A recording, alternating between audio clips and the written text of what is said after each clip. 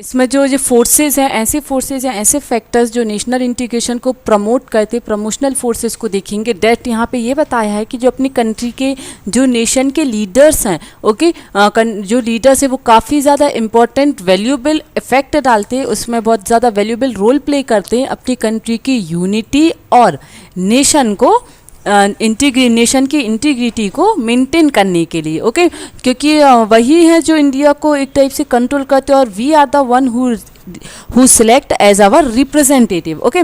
तो और साथ ही साथ उन्हीं के इनकॉपरेशन के और उन्हीं के आइडियाज़ एंड प्रिंसिपल्स के कारण ही इंडिया की यूनिटी इतनी ज़्यादा इतनी ज़्यादा स्ट्रॉन्ग बन गई है, और साथ ही साथ अपने इंडिया का जो कॉन्स्टिट्यूशन है it also become a very strong and United nation, okay.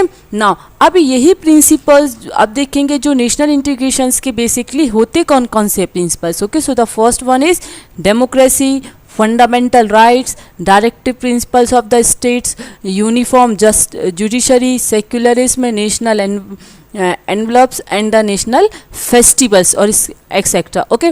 तो अब देखेंगे यहाँ पे line, first of all democracy. देखो, we very well know that India is a democratic country and it is also a world largest democratic country, okay, India.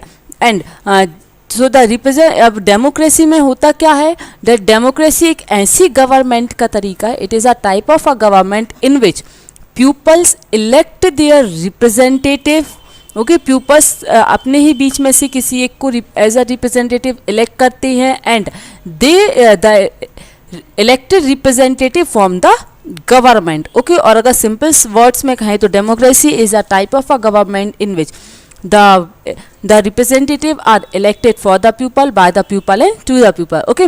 मतलब pupils के बीच में से ही pupil elect करते हैं अपने rulers को, okay, who can rule for the welfare and for the development and interest of the pupil, okay। This is called the democracy, okay, and by the democracy national integration is affected or promoted very largely, okay. Now the next is fundamental rights. अब देखेंगे fundamental rights का meaning क्या होता है। जब अपने India का constitution बना था, okay, so the constitutional assembly formed the 6 rights for the peoples, okay. Peoples के कुछ मौलिक अधिकार सेलेक्ट कर दिए गए थे and these are the 6 rights, okay.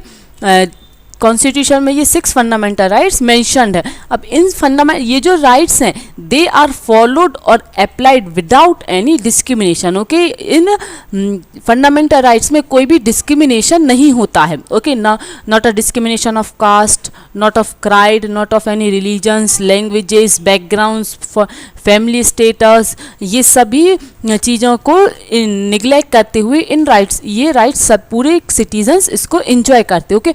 And these rights are very very essential for the overall growth and for the welfare of the citizens, okay। यही rights अगर properly follow नहीं होंगे so the every citizens cannot enjoy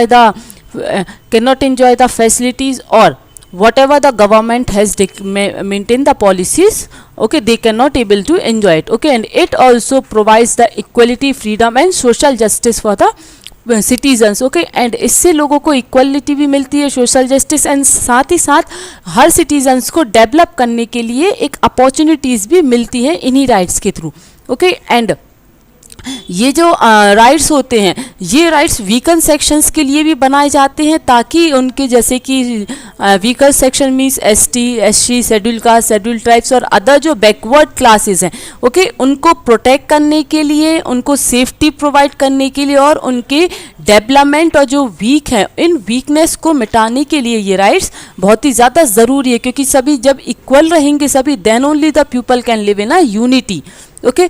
तो जो हर community को इन rights को prevent करना चाहिए और साथ ही साथ हर कंट्री को, कम्युनिटी को राइट्स होता है दैट अपनी लैंग्वेजेस, अपने रिलीजन्स को और उनसे उनके जो धर्म के जो भी प्रिंसिपल्स हैं, ओके, उन कम्युनिटी के प्रिंसिपल्स को मेंटेन करके रखना, ओके। एंड जो डायरेक्टिव प्रिंसिपल्स भी यही गाइडलाइंस देते हैं that whether the government workers जो पुअर पीपल्स का एक्सप्लॉयटेशन ना कर पाएँ, ओके। उनके एक्सप्लॉयटेशन को, उनको प्रोटेक्ट करने के लिए भी ये राइट्स काफ़ी ज़्यादा ज़रूरी हैं, okay clear. Now the next is fundamental duties. अब फंडामेंटल राइट्स तो क्लियर हो गया क्या होता, अब देखेंगे फंडामेंटल ड्यूटीज क्या होती है। ओके जैसे कि कॉन्स्टिट्यूशन में फंडामेंटल राइट्स फिक्स कर दिए हैं 6 फंडामेंटल राइट्स, ऐसे ही कॉन्स्टिट्यूशन ने फंडामेंटल ड्यूटीज भी सेट कर दिए। They are the basically 11 fundamental duties. अब इन फंडामेंटल ड्यूटीज या फिर मौलिक कर्तव्य मतलब सिटी जो इंडिया के सिटीजन्स हैं उनके कुछ कर, जैसे अपन अपने घर के लिए भी अपनी फैमिलीज़ में भी अपनी कुछ ड्यूटीज़ होती हैं that we must pay off their these duties, ऐसे ही कंट्री के लिए भी अपनी कुछ ड्यूटीज़ होती हैं, उन ड्यूटीज़ को फुलफ़िल करना काफ़ी ज़्यादा ज़रूरी होता है नेशन के ग्रोथ के लिए। अब देखेंगे ये फंडामेंटल ड्यूटीज़ बेसिकली होती कौन कौन सी है। फंडामेंटल ड्यूटीज़ मीन्स होता है जो इंडिया की जो प्रिंसिपल्स हैं, इंडिया के जो आइडियाज़ हैं, इंडिया के जो नेशनल एनवेलप्स है जैसे national flag, national anthem, national song, उनकी रिस्पेक्ट करना। ओके और ये रिस्पेक्ट पर्टिकुलर सिर्फ लीडर्स या फिर जो इंडिया के मिनिस्टर्स अपने जो रिप्रेजेंटेटिव रूलर्स है सिर्फ उनकी ड्यूटी नहीं है इन सबको मेंटेन, इनकी रिस्पेक्ट करना, बट सभी नेशन के कंट्री के हर एक citizen, whether it was a poor, whether it was a old person, whether it was a youngsters और a childrens, we all should have to maintain the respect of our national anthem, national flag or the national song. Okay, इसके अलावा we also hold our integrity and the unity of our country. Okay, इसके साथ साथ country की unity and यहाँ country की integrity को भी मेंटेन करके रखना और एस ब्रदरहुड की जो भाईचारे की भावना है उसको क्रिएट करना।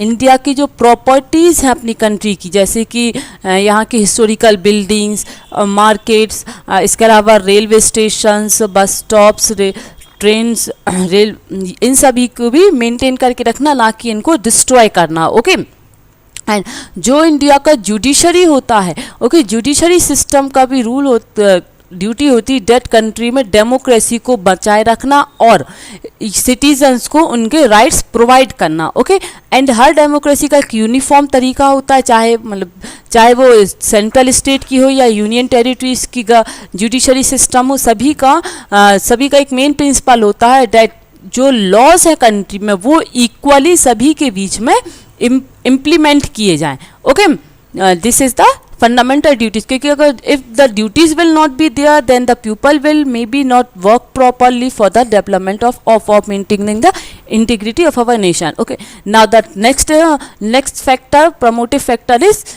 सेक्युलरिज्म। अब ये सेक्युलरिज्म का मतलब क्या होता है? सेक्युलरिज्म मीन्स होता है जो अपनी इंडियन कॉन्स्टिट्यूशन है, इंडियन कॉन्स्टिट्यूशन ने अपनी कंट्री को सेक्युलर स्टेट डिक्लेयर किया है। Okay what is the meaning of secular state?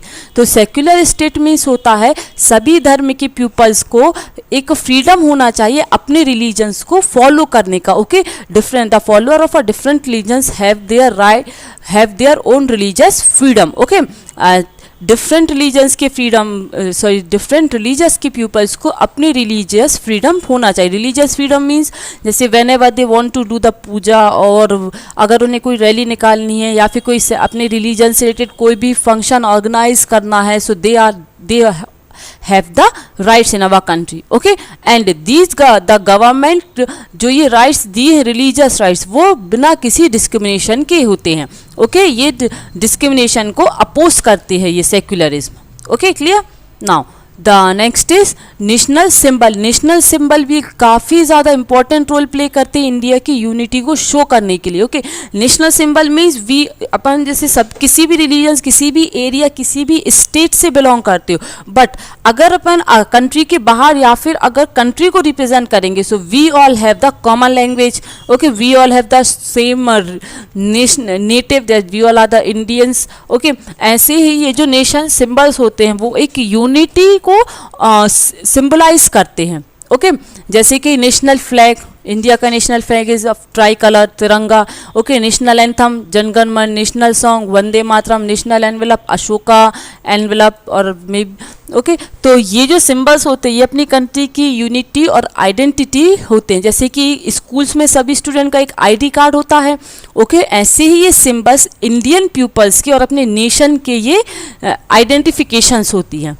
Okay and और इसके जो इंडिया के जो पीपल्स है वो अलग अलग कम्युनिटी, कास्ट, लैंग्वेजेस में बिलोंग करते, but and their customs and festivals are also different. Okay, जैसे कि इंडिया में हर फेस्टिवल्स का, रिलीजियस फेस्टिवल्स देखे तो हर एक रिलीजियस के कुछ ना कुछ प्रिंसिपल फेस्टिवल्स होते हैं जो कि वो अपने ही रिलीजन में फॉलो सेलिब्रेट करते, बट इसके अलावा भी कॉमन फेस्टिवल्स भी होते हैं that are called national festivals. Okay, वो नेशनल फेस्टिवल्स ऐसे फेस्टिवल्स हैं जो कि कंट्री के सभी सिटीजन्स इक्वली उनको सेलिब्रेट करते हैं with a lot of joy and with a lot of proud. Okay, some of these are independence day, republic day, Gandhi Jayanti. Okay, they are the most important religious festivals. Okay, जो अपनी country की feelings को और unity को बहुत ही ज़्यादा strong बनाते हैं। ये ऐसे फेस्टिवल्स होते हैं इन फेस्टिवल्स में अपन अपनी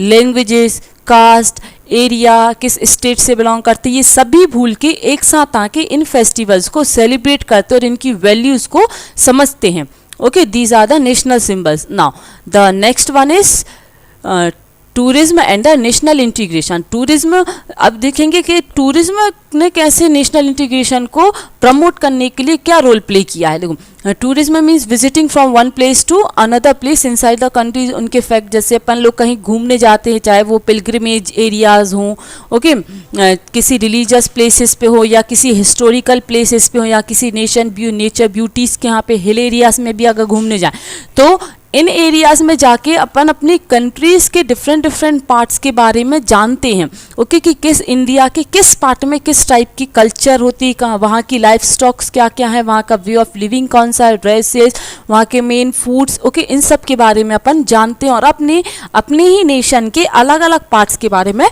नॉलेज मिलता है। ओके, तो इससे अपने कॉमन फीलिंग्स बिल्ट होती हैं। ओके, एंड वी शुड, और अपने अंदर डिफरेंट रिलीजन्स के, डिफरेंट प्लेसेस के बारे में, वहाँ की लाइफ स्टॉक के बारे में नॉलेज मिलता है, जो कि अपनी कंट्री के कल्चर, इकोनॉमिक और इंडस्ट्रियल डेवलपमेंट के लिए काफ़ी ज़्यादा हेल्पफुल होता है।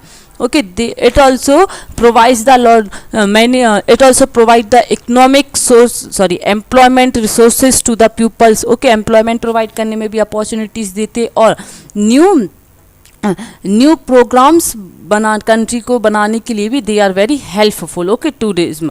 नाउ, और जो अपनी इंडिया की जो लैंड्स हैं, इंडिया की लैंड में काफ़ी ज़्यादा वेरिएशंस हैं, काफ़ी वास्ट है। यहाँ पे बहुत से टाइप के फ्रूट्स, फ्लावर्स, मेडिसिन, उसके अलावा भी क्रॉप्स वगैरह सब कुछ डिफरेंट पार्ट्स में ग्रो होती हैं, अलग अलग पार्ट्स में। यहाँ का ग्रासलैंड का गार्डलैंड बहुत ज़्यादा यूनिक है। ओके, एंड दिस सिंपल, और इससे यही सिंपल मीनिंग दैट कंट्री में अलग अलग पार्ट्स में भी होने के कारण we all are live together. Okay, and this feelings of the nation show our integrity and prosperity of our country and also make a powerful country. Okay, और अपनी इंडिया को एक पावरफुल नेशन की तरह बिल्ड करने में भी काफ़ी ज़्यादा स्ट्रॉन्ग, ये जो पूरे अपन ने पॉइंट्स पढ़े हैं, ये these all points are very very essential for the development of our integrity of country. Okay, these are the promotive forces. Clear this? Okay, now the next is disruptive forces में देखेंगे that ये जो nation की, देखो अभी अपन ने nation integration का meaning पढ़ लिया, उसका बैकग्राउंड देख लिया कि इंडिया में वो हिस्टोरिकल टाइम से ही कैसा रहा है, उसके कॉन्सेप्ट्स टाइप्स देख लिए किस टाइप्स के होते हैं। ओके, कौन से फैक्टर्स जिसको प्रमोट करते हैं। नाउ नेक्स्ट देखेंगे ऐसे कौन से फैक्टर्स हैं, ऐसे कौन से एक्सपेक्ट्स हैं जो कि अपनी नेशन इंटीग्रेशन को बैड अफेक्ट डालते हैं। जैसे बीच में मैंने वर्ड सुना भी होगा कि ऐसे एक्सपेक्ट्स हैं उनको इग्नोर करना चाहिए, अपोज करना चाहिए। अब देखेंगे ऐसे वही जो अपोजिशंस के लिए जो फैक्टर्स, ऐसे कौन से फैक्टर्स हैं जिसको इंडियंस इग्नोर करें और इंडिया की इंटीग्रिटी को प्रोटेक्ट करें। ओके,